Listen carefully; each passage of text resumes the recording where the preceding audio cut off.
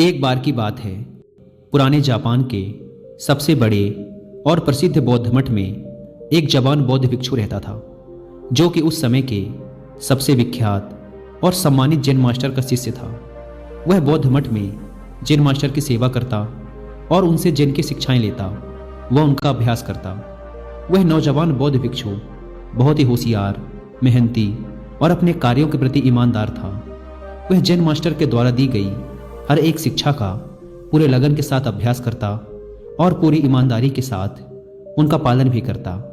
वह कभी भी अपने गुरु को शिकायत का कोई अवसर नहीं देता था, इसीलिए जैन मास्टर भी उससे बहुत खुश और संतुष्ट थे।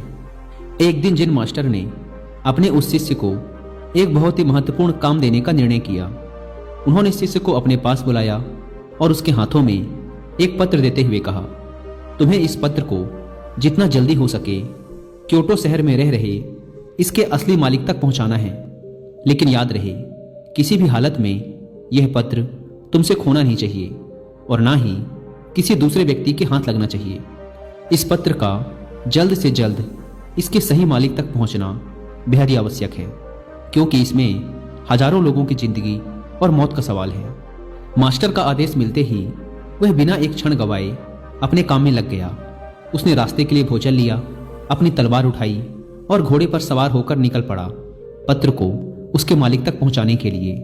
वह अपने घोड़े को तब तक तेजी से दौड़ाता रहा जब तक वह एक बड़ी सी नदी के किनारे नहीं पहुंच गया, जिसे पार करने के लिए एक सकरा सा पुल बना हुआ था। उस पुल के दूसरी तरफ एक समुराई योद्धा अपनी तलवार लिए हुए खड़ा था, जिसने उन पहले 100 लोगों से युद्ध करने की कसम खा रखी थी जो उस पुल को पार करेंगे। अब तक वह वहां से गुजरने वाले 99 लोगों से युद्ध करके उन्हें मौत के घाट उतार चुका था, और अब वह यहां से गुजरने वाले उस 100वें व्यक्ति का बड़ी ही बेसब्री से इंतजार कर रहा था, जिसे युद्ध में मौत की नींद सुलाकर वह अपनी प्रतिज्ञा पूरी कर सके। जैसे ही उस नौजवान बौद्ध भिक्षु का घोड़ा उस पुल पर चढ़ता है, समुराई अपनी गरजती हुई आवाज में बोलता है, तुमने इस पुल पर कदम रख दिया है, इसीलिए अब तुम्हें मुझसे युद्ध करना होगा। अपनी तलवार निकालते हुए समुराई चिल्लाया, मरने के लिए तैयार हो जाओ। अपनी मौत को अपनी तरफ आता देख वो बौद्ध भिक्षु अंदर ही अंदर बहुत डर गया। लेकिन तभी उसे अपने गुरु की बात याद आती है कि पत्र बहुत महत्वपूर्ण है, यह किसी दूसरे व्यक्ति के हाथ नहीं लगना चाहिए। वह समुराई से पत्र की महत्वता के बारे में बताता है और उससे प्रार्थना करता है कि वो उसे उस पत्र को उसके गुरु तक वापस पहुंचा देने दे, और वह वचन देता है कि पत्र वापस करने के बाद वह जरूर उससे युद्ध करने वापस आएगा। समुराई उसकी बात मान लेता है और उसे वापस जाने देता है। पूरे रास्ते भर उस पुल पर हुई घटना के बारे में सोचते सोचते वह कब आश्रम पहुंच जाता है उसे पता ही नहीं चलता।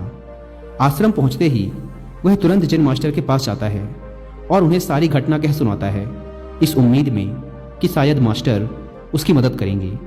लेकिन पूरी बात सुनने के बाद मास्टर सिर्फ इतना ही कहते हैं, मेरे पास ऐसा कोई तरीका नहीं है जिससे तुम एक समुराई योद्धा को तलवारबाजी में हरा सको, इसीलिए तुम्हारी मौत तो निश्चित है।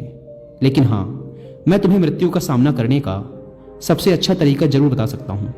जब तुम उस पुल पर पहुंचो तो अपनी तलवार को अपने सर के ऊपर उठाना और अपनी आंख बंद कर लेना और पूरी शांति के साथ खड़े होकर इंतजार करना। जब तुम्हें महसूस हो कि कुछ ठंडी चीज तुम्हारी खोपड़ी को छू रही है, तो यही तुम्हारी मृत्यु होगी। इसके बाद वह नौजवान बौद्ध भिक्षु दोबारा अपने सफर पर निकल पड़ता है। इस बार वह अपनी मौत का सामना करने के लिए पूरी तरह से तैयार था। इस बार ना तो उसके अंदर कोई घबराहट थी और ना ही किसी प्रकार का डर। जब वह उस पुल पर पहुंचता है जहां समुराई उसका इंतजार कर रहा था, तो वह ठीक वैसा ही करता है जैसा मास्टर ने उससे कहा था। वह अपने दोनों हाथों से तलवार को सिर के ऊपर उठाता है और आंख बंद करके मौत के ठंडे स्पर्श का इंतजार करने लगता है। जब समुराई उस नौजवान बौद्ध भिक्षु को ऐसी अवस्था में देखता है, तो वह समझ जाता है कि जरूर यह भिक्षु किसी सच्चे महान गुरु से मिलकर आया है, क्योंकि उसने आज से पहले आंख बंद किए हुए तलवारबाजी की ऐसी मुद्रा और लड़ाई से पहले चेहरे पर इतनी शांति कभी नहीं देखी थी। उसने ध्यान से देखा, भिक्षु के चेहरे पर ना तो मौत का डर था और ना ही किसी प्रकार की कोई घबराहट। उसने अपनी तलवार नीचे रख दी और अपने घुटनों पर बैठकर हाथ जोड़कर कहने लगा, हे महान गुरु, मुझे मेरे इस मूर्खतापूर्ण दुस्साहस के लिए माफ करें और अपना शिष्य बनाएं, ताकि मैं आपसे अद्भुत तलवारबाजी की कलाएं सीख सकूं। दोस्तों, वो बौद्ध भिक्षु हम हैं और वो समुराई हमारे जीवन की सबसे विकट समस्याएं। कई बार हम ऐसी स्थिति में फंस जाते हैं जहां से बाहर निकलने का हमें कोई रास्ता नजर नहीं आता। तब ऐसी परिस्थिति में हमें खुद को शांत, पूरी तरह से शांत रखने की जरूरत होती है। सोचिए, अगर उस जवान भिक्षु ने समुराई के सामने अपने प्राणों की भीख मांगी होती या उसके सामने रोया गिड़गिड़ाया होता, तो बहुत बड़ी संभावना थी कि समुराई उस पर हंसता और अगले कुछ ही पलों में उसे टुकड़ों में काट देता। या फिर अगर उस भिक्षु ने डर कर, घबराहट और जल्दबाजी में समुराई पर हमला कर दिया होता, तब भी उसका यही परिणाम होता।